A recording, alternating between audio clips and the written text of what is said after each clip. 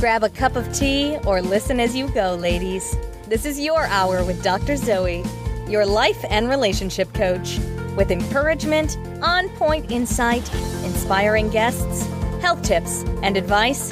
Dr. Zoe helps busy women keep their mind in the game by redefining your superwoman. You're listening to The Dr. Zoe Show.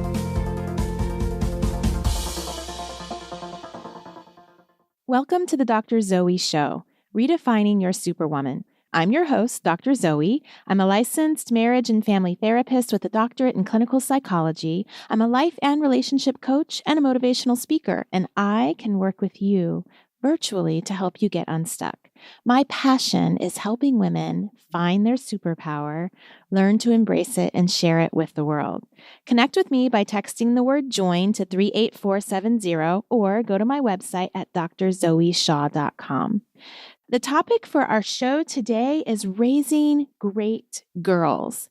Help for moms to raise confident, capable daughters. That is also the title of Darlene Brock's book. And we are going to be chatting with her, learning all about her and all the amazing things that she's accomplished in addition to raising two really wonderful women. So I'm looking forward to having that conversation. Before we get started, my superwoman win and my superwoman fail. So these are really, I think, kind of all wrapped up together today, which happens sometimes. My win is that I finished the first draft of a speech that I'm going to be giving in an event in a couple of weeks. My fail is that I sent the speech to my sister and she did what she does. And she kind of, I won't say tore it apart, because she really just looked at it and helped me and showed me some points where I needed to revise. So I've still got some work to do, but it's not really a fail. It's really a win and really just a blessing that I have such an amazing sister that I can rely on and trust and know that she will always tell me the truth. And I can just rely on her brilliance to help me through all of my all of my life journey stuff.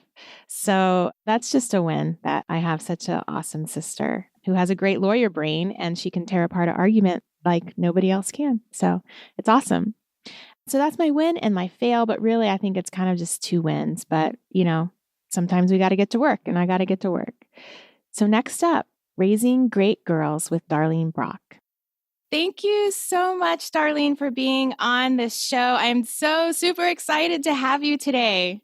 Oh, Dr. Zoe, I couldn't be more delighted. You know how much I love you and everything you do. So this is fun for me. Oh, thank you. Well, I love you and everything you do. And I'm going to introduce you real quickly to my audience, and then we're going to get your fail and win and dive into your book. So Darlene Brock, you are president and co-founder of the Grit and Grace Project. You guys listening know about that. You know about my column there, and I talk about that a lot. You're publisher of the online magazine for women and co-host of this Grit and Grace Life podcast. Also another great one. And I want to direct my audience to, I have no idea what episode it is that you guys did about this book, but it was so good. You had your girls on there. Yeah, I did. It was so good. So while raising your two daughters, Darlene found time to produce award-winning music videos. She managed recording artists. She promoted concerts throughout the U.S. You served as COO of Forefront Records. And when reviewing your successful career, you proclaim that your most important and fulfilling job is mom. Yeah, that's the truth. It really is. What an impressive bio. And you know, one of the reasons, well, I will get into this after your Superwoman win and Superwoman fail, because we'll get way into it. So please share. So your Superwoman fail that you'd love to share with my audience. Okay, my Superwoman fail. Actually, I'm going to go back in time because I seem to be going back in time a lot. Yeah. My Superwoman fail was my elder daughter flunked kindergarten. Wow. Okay, is that terrifying? And it was at the time when she started kindergarten. I had taken her on the road with me. She could sing Michael Jackson songs from stage, but I had not taught her to write, to read. I thought that you went to school to do that. So it was my fault. The poor child went to school unprepared at 5 years of age and ended up, not passing kindergarten and put into a class that really ended up benefiting her. But you know what? I just felt like a failure as a mom. I can imagine how you would feel that way. And what we're going to talk about is hindsight. Is that the one that's a teacher or no? No, she's the one that's in film. Awesome. Awesome. And she managed to finish all of her schooling and have a wonderful career.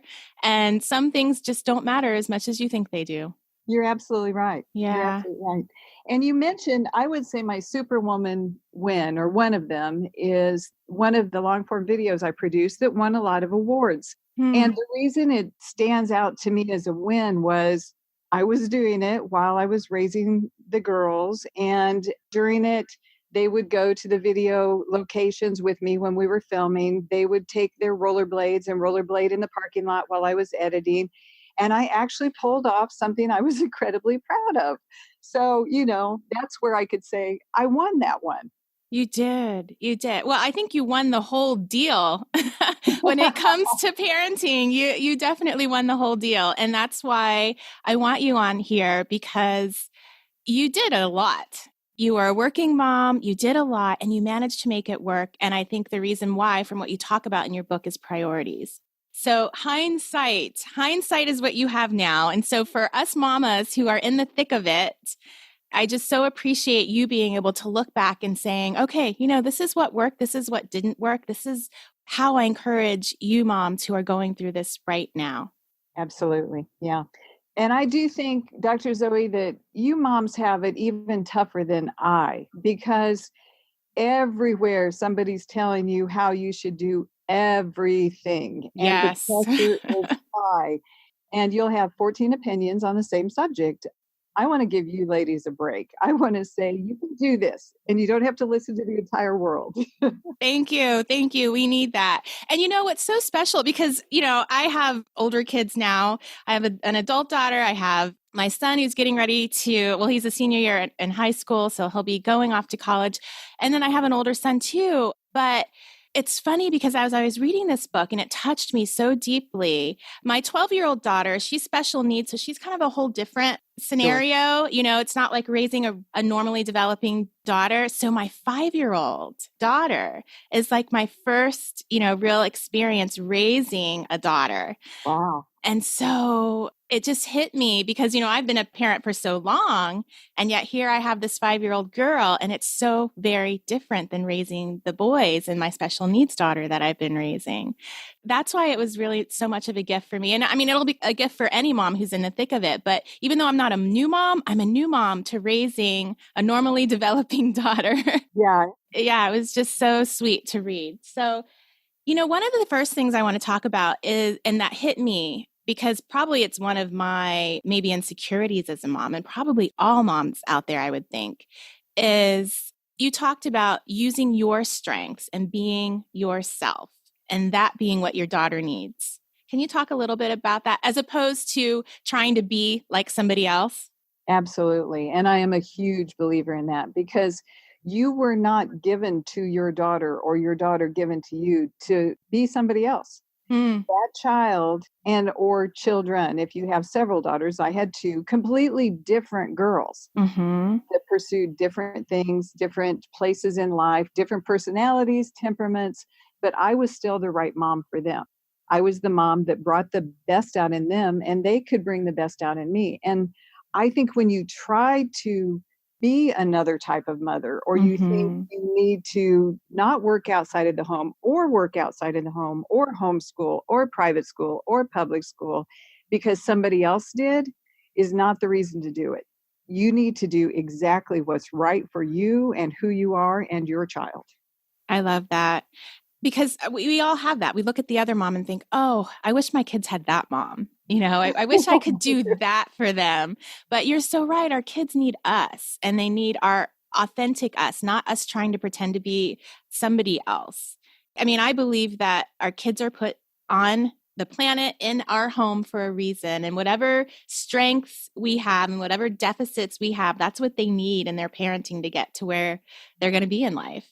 Oh, absolutely. And I'm not saying you don't sometimes pine for another scenario, because, there would be Christmases. I think if I could shop for Christmas presents during the day rather than Saturdays or midnight at Walmart, that would be pretty awesome. But that wasn't my life. Right. And, my daughters learned how to be a lot of things. because of mine.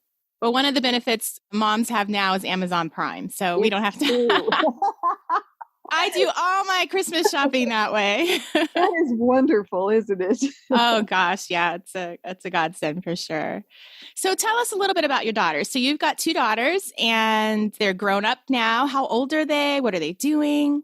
They're both in their 30s now. And my eldest is in film production. She's a production supervisor, which means next bump for her is to produce films herself. But she's been working for major studios and on major films for several years now. She goes on location 6 months and then shuts an office down and goes somewhere else. So, she's a whirlwind girl. She's wanted to do that since she first was in one of the first music videos that we did. That's awesome. Yeah. And then my youngest is a school teacher. She teaches 4th grade elementary and she calls them her babies. She is a tenderhearted, and that's exactly who she's supposed to be. Wow. What a tough job too. Yeah. I think that could be harder than film. I personally think so, but I'm so glad that teachers have that as their passion. Agreed. Wow, that's wonderful. And for you listeners, if you listen to that Grit and Grace episode, it's so sweet because your daughters shared about the things that they remembered from their childhood. And, one thing that stood out to me is one of your daughters talked about how you would always take her call, even if you were in the middle of a business meeting, and what that meant to her. I have to say, as a therapist, I was kind of jealous because I thought, I can't take my kids' call in the middle of my therapy session. They've got to clock in between counseling sessions. I always say, call me at 10 minutes to the hour. But that was just so sweet. They're not really little because it's really a heart-driven thing, but it can seem like a little thing that meant so much to them. And then your daughter talking about, I don't know, something that happened when she went to some type of, I don't know what it was. You guys were like ziplining or something. Oh, yes. Yeah. I joined a middle school outing where we were there for the weekend, mother-daughter retreat. And we went to this camp and they had zip lining and, all of that. And I thought, oh, cool, the kids will go up and that'll be fun. And she was terrified. So I convinced her to do it. Well, the plan was the mothers were going to go up too. And, you got my 12-year-old looking at me going, oh, no, Mom, you're going. So, I did. When your 12-year-old said, I did, so you better conquer it, Mom. You kind of have to do it. Yeah, you kind of have to walk the talk, right? Yeah. I wasn't thrilled with that day, but I did it anyway. That's so cool. It was great listening to them. As a mom, and then projecting myself into the future 20 years, and what will my daughter, be saying about me? So I love that. So in your book, you talked about so many things. You talked about 13 roles that a mom has in her life. And I picked a couple I want to talk about. But the first thing I think is kind of the age-old question, which everybody knows the answer to, but it's hard to act it out in real life, is friend or mom? It is a tough one because you're terrified, especially when they get to the age where they're stomping up the stairs and saying, I don't like you. I will never like you. I am so mad at you. You really think, will my daughter ever like me and want to be around me? But the reality is they have lots of friends. They will have lots of friends through their life. They'll have lots of relationships that come and go.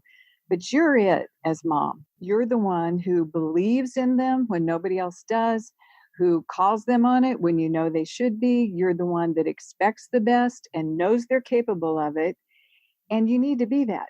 In the end, you're still the mom. I'm still the mom to my daughters, but they are my dearest friends. And I believe if you abdicate the role of motherhood, you really don't ever have a chance of being that deep of a friend.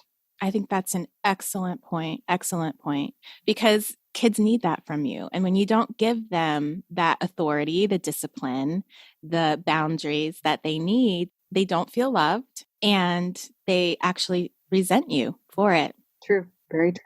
Yeah. Beautiful.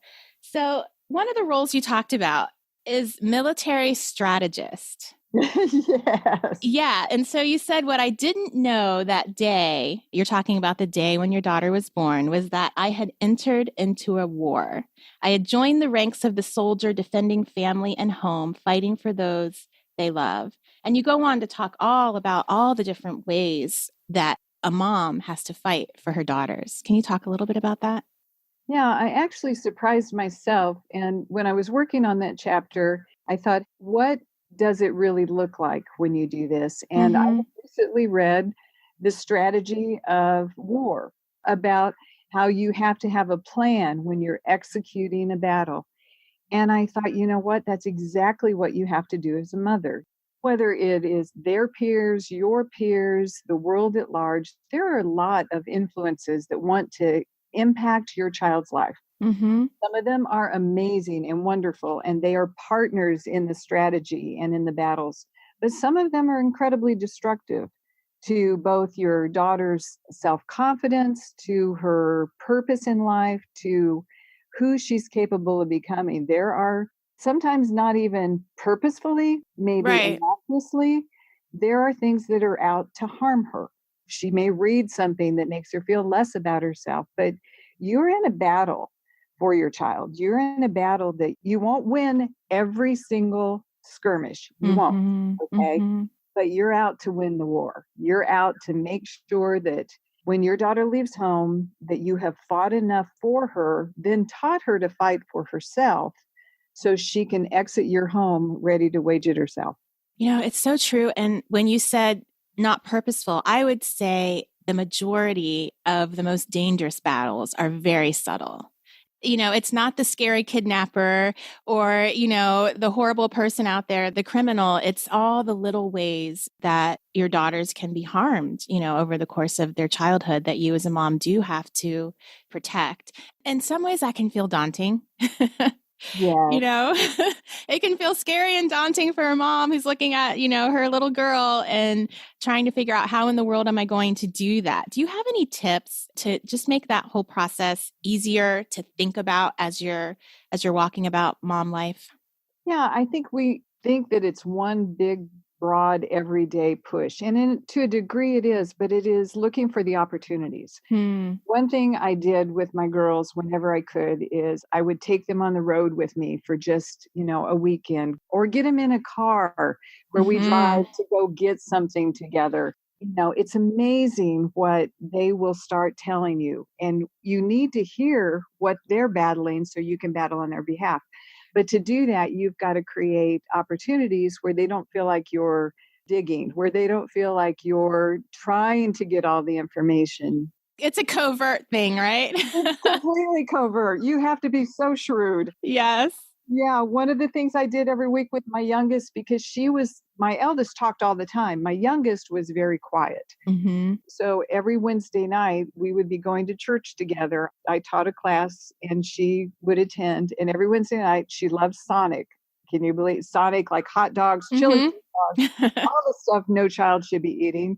So I would pull into Sonic because I knew when I was sitting in that car with her while she was eating her chili cheese dog, I would Mm-hmm. hear everything in her life. And Mm-hmm. I think as moms, that's one thing that we need to look for. Absolutely. Yeah. I do the same with my kids. I have 4 at home, so it's a little a little harder. I rotate them and we Yeah. have our dates, and the car is the best little trap for talking to them.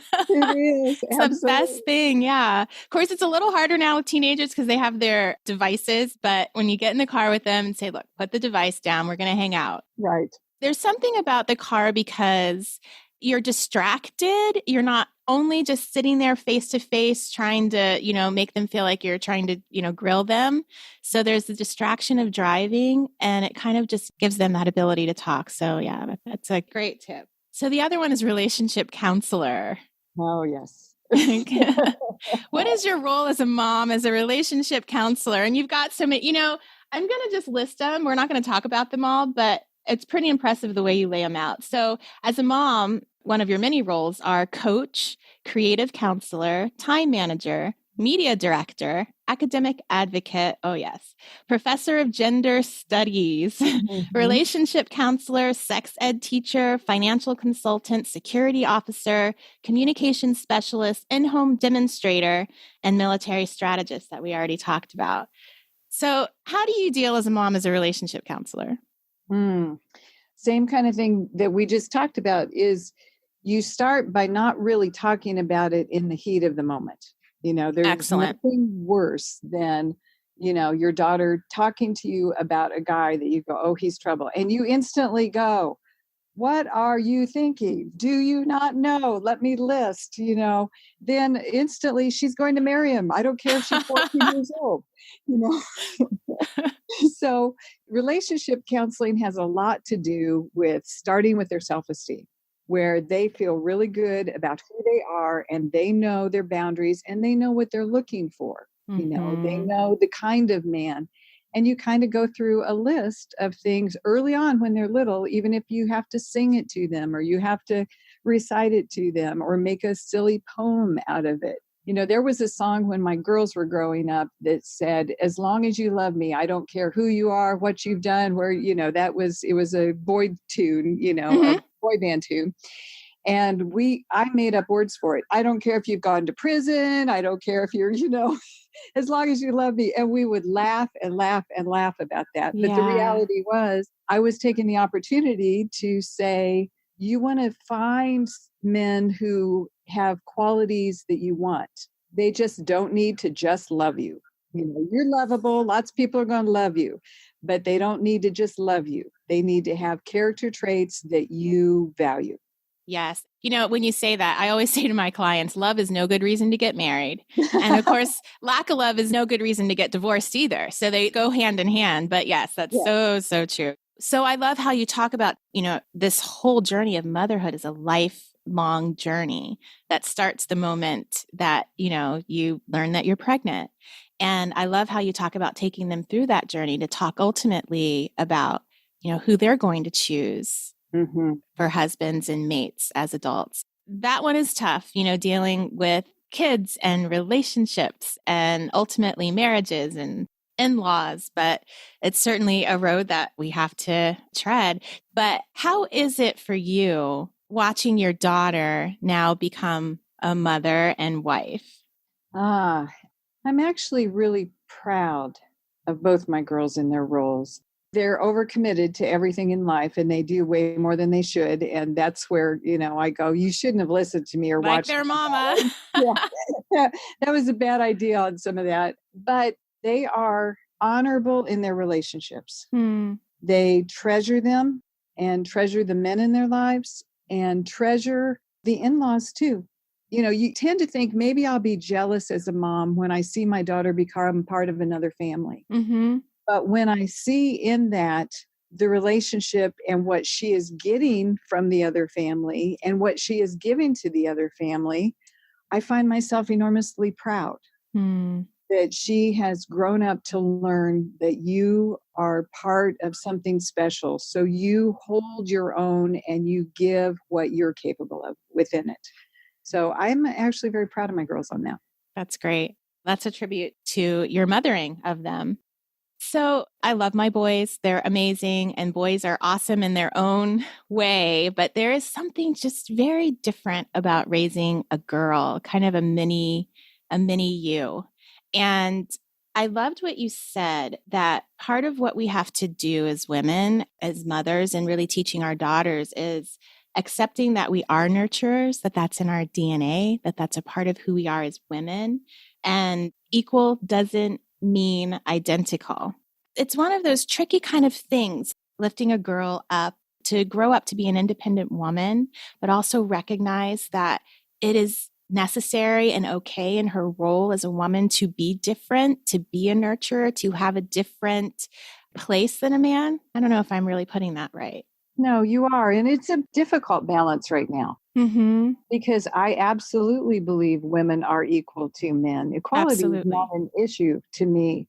But I think we have confused that with what we bring into relationships, into our family, into our community, into the world.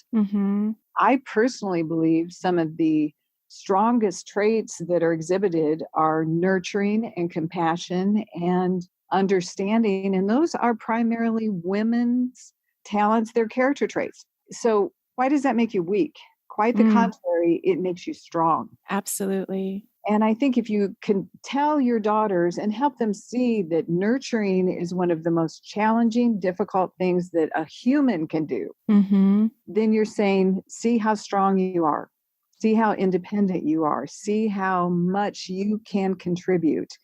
And so I think you embrace those as qualities of strength. At the same time, you say, yes, you can do anything. Of course, you can do anything. You can be an engineer. Go for it. You can go into film. You can be a school teacher. You can be whatever you want. But take those wonderful character traits that I believe are God given in our gender and use them in whatever role and whatever your purpose is. And then you will be the strongest of the strong. I love that. I'm working on that with my daughter and really just teaching her to embrace and honor her femininity as something that is so strong. It's funny because we were talking about sports and I have a background in athletics with track and field. And we were talking to my daughter about, what sport do you want to play? And we were talking about soccer. She's like, no. And we were talking about the different sports. She said, I want to play that one where you run and knock people over. We're like, football? She's like, yeah, that's what I want to play. We were like, okay, there you go. Yep, that's your deal. We'll see how that plays out for her. I love that. I love it too. It was great. So another thing that really struck me, and I talked, I think, a little bit about it earlier, what your daughter said about you taking that phone call and even those really important meetings, was on page 93. You were talking about really as a working mom, and this is what all working moms struggle with. There was some incident, I don't remember what it was, where you really needed to be somewhere with the client and they were going to be mad at you. And you said that the moment of clarity came. My response was this: when I'm old and in the nursing home, I only have two people who may choose to visit me and wipe the drool from my chin. One is Chelsea and the other is Lauren. I'm going home. It's true. Yeah, I love that perspective. How hard was it for you to get to a place where you could really keep that perspective? And I would say, in all fairness to all mothers, it's not like you can lock into it one time and stay there. You make the choice. That for me was a turning point where I was really setting my priorities because I was pulled a million different ways. But, I had to then reset priorities at different times. And, for me, I was fortunate that I owned my own businesses. So because of that, there were times that I would just know my girls needed me in their lives, but I also had a responsibility to go on the road and start a tour or something. So I would take them with me. I had taken them out of school to go to the Grammy Awards just so they would experience it. I needed to be there. What an opportunity for them. But it was constantly resetting. There were times I would have to explain to them, I'm leaving town. I know you have a play, but it's this weekend and next weekend. I will be there next weekend. I will come to every performance. In fact, I will help do makeup if you want me to, whatever you want, but it is a constant reset. I think as long as your girls or children, boys too, know that their place in your heart is above everything and everyone else, they can adapt. They're amazingly adaptable. They can adapt to some of the demands of your life. Thank you. Thank you for that. Any last tips that you have for a mom who is really just maybe beginning this journey or just struggling on this journey for momhood? Any last tips for her? Maybe just an encouragement or one or two simple things that she can do to make this process easier for her. Yeah, I do think you have to take some time to regroup. You as a mom have to, whether it's get away for an hour or for me, there was nothing like a hotel room by myself on the road where neither my business nor my children were demanding, just so I could get a little bit of dar time and calm and, everything that I needed to say, all right, I'm going back in. I think you have to do that as a mom. The other thing is I want moms to know they don't have to do it all right. You don't have to get everything right or never make mistakes or never say the wrong thing. Your words don't always have to be perfect. You just have to intend on doing the best job you possibly can and trust that it is good enough, because I want to tell you, it is good enough. It is good enough. You can pull off this thing of motherhood imperfectly. Your daughters are imperfect, you're imperfect, and you will do it well without being perfect. So Don't put that on yourselves. Don't think you have to get every single thing right or do everything right to raise these confident, capable daughters, because you don't. Thank you. Imperfectly perfect. Yes, exactly. Thank you so much, Darlene. I just want to thank you for your contribution of your girls to the world and everything that you're doing for women. And thank you for your hindsight. I mean, the wisdom is so important for moms as we're going through this. I mean, like you said, moms get all kinds of information, but that's why I love this book, because from a mom who's done it well, maybe not perfectly because nobody does, right? Right. I thank you for that. Oh, thank you, Dr. Zoe, for having me. I appreciate it so much. That was such a great conversation with Darlene. I just love her. And I just love so much, just like I talked about in the interview, that she has all that hindsight, that she's accomplished so much, and she didn't lose sight of all the important things. And it just tells us as mamas, you know what? You can do it too. You can be a stay-at-home mom. You can work outside of the home. You can be your authentic self and still be a great mom and raise amazing kids. So I'm just so thankful for Darlene for coming on the show. Next up, Real Talk. This is Real Talk, where I answer questions from my listeners and share my own musings and encouragement. Please reach out if you have some questions you would like me to address on the show. All questions are anonymous. I take your confidentiality seriously as if you were my own client. You can email questions to zoe@drzoeshaw.com or connect with me on any of my social medias. This question was curated from my column at thegritandgraceproject.org. You can always submit questions directly to me by emailing me at zoe@drzoeshaw.com or to the Grit and Grace Project. So the question, what is normal and what crosses over into clinical, is the original question. So in my mid-20s, I experienced panic attacks and a couple years of moderate to severe anxiety and depression. Before then, I did not experience any of those things, and I believe I had normal mental health. There were life circumstances that went into play with the panic, anxiety, and depression, and I did go on medication during that season. I'm now off medication, but still in counseling and group therapy. I feel as though I'm well balanced again. However, there are times when I do feel stress, worry, and feeling down and out. I know that everyone experiences those feelings at times, and being aware of them helps me process the deeper issues and deal with them in a way that I've learned to be healthy. However, there are moments when I worry maybe I'm not experiencing normal emotions and that maybe there's something wrong with me. I think this mostly stems from fear of ever falling back into that dark place. Can you give me some tips for knowing what feelings of worry, anxiety, and sadness are normal and what should be considered more clinical, for which I should seek further help? That's a really great question. I think everybody asks that question, really. What's the tipping point? How do I know? And what is normal? What isn't normal? I kind of hate that word normal. I really prefer the word healthy, and I'll talk a little bit more about that. But basically, everybody worries from time to time. Am I normal? As I said, I don't think that term is helpful in any way. I always replace it with healthy. So to answer your questions, yes. It's healthy to have feelings that vacillate from time to time. It's healthy to experience all of your feelings. Things can become unhealthy when one feeling dominates your body to the extent that it keeps you from being able to focus or get stuff done. And you know what that feels like because you've experienced that before, which is kind of a good thing because now you know what that extreme feels like. But you're scared that you might get to that place again, that dark place.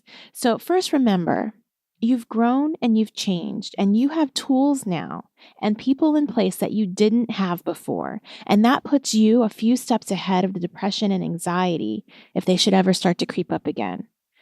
So here's what you want to look for as the difference between normal dealing with life stuff or healthy dealing with life stuff, and when you should seek help for anxiety or depression.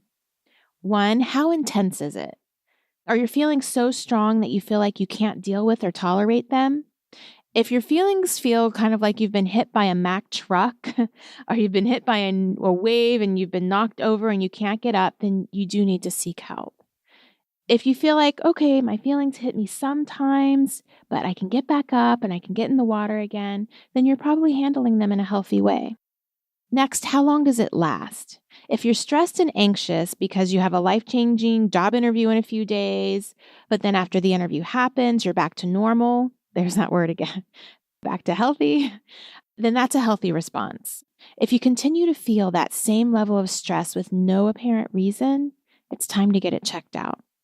3, does it fit the event? Does the feeling fit the event? So if you start to fall apart and boo-hoo like your dog died because you dropped a piece of ice on the floor, something else is going on, and you probably need to seek help.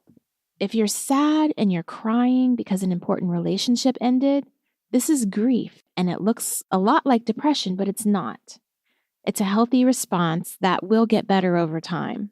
Don't freak about things like that. Just give yourself some time. Last, how are you functioning? So if you're avoiding things because you know they're going to trigger you and make you feel a certain way, if you're not taking care of your business and getting stuff done because it makes you feel anxious or life just feels like it's just too much and you can't deal, then it's time to get some intervention. But if you're having feelings and you're still functioning, congratulations, you're a human, you're doing just fine. So basically, it all boils down to how much your feelings and mood are affecting your day-to-day functioning. Are you able to still get up and do what you need to do?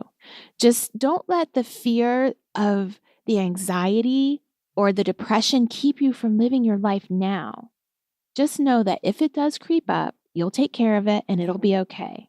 But for now, you got to enjoy the mental health that you have. You have to focus on enjoying the present. You can plan for the future and know, okay, if something happens, I have this, and this in place. But try to focus on just enjoying the now.